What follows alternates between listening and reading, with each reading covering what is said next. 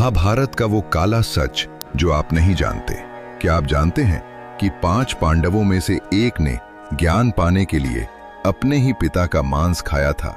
ये महाभारत का एक ऐसा रहस्य है जो अक्सर मुख्य कहानियों में कहीं खो जाता है। ये उस समय की बात है जब पांडवों के पिता राजा पांडु अपनी मृत्युशैया पर थे। अपनी आखिरी सांसें गिनते हुए पांडु ने अपने बेटों के सामने एक विचित्र और चौंकाने वाली अंतिम इच्छा रखी। उन्होंने कहा, पुत्रों, मेरे मरने के बाद मेरा शरीर व्यर्थ न जाने देना, मेरे मस्तिष्क को खा लेना।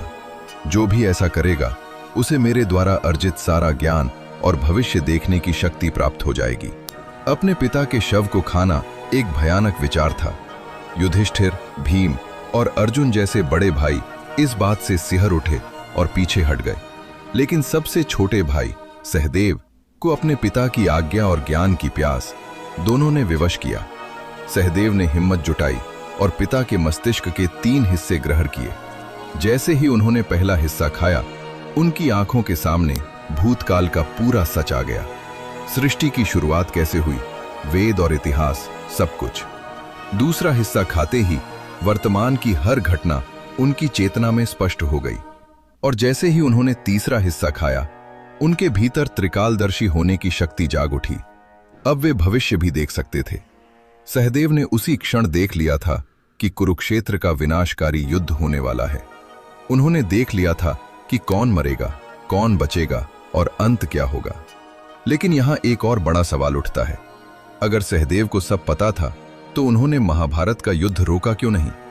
कहा जाता है कि जब सहदेव को यह दिव्य दृष्टि मिली तो भगवान श्री कृष्ण उनके पास आए। कृष्ण जानते थे कि अगर भविष्य पहले ही बता दिया गया तो विधि का विधान बदल जाएगा। इसलिए उन्होंने सहदेव को एक गंभीर चेतावनी या श्राप दी। सहदेव, तुम सब कुछ जानोगे, लेकिन कभी किसी से कुछ कह नहीं पाओगे। अगर तुमने भविष्य के बारे में किसी को भी बताया तो उसी क्षण तुम्हारी मृत्यु हो जाएगी। यही कारण था कि सहदेव महाभारत के युद्ध का हर परिणाम जानते हुए भी पूरी जिंदगी खामोश रहे। वे अपने भाइयों को मरते हुए देखने के लिए विवश थे, क्योंकि यही नियति थी।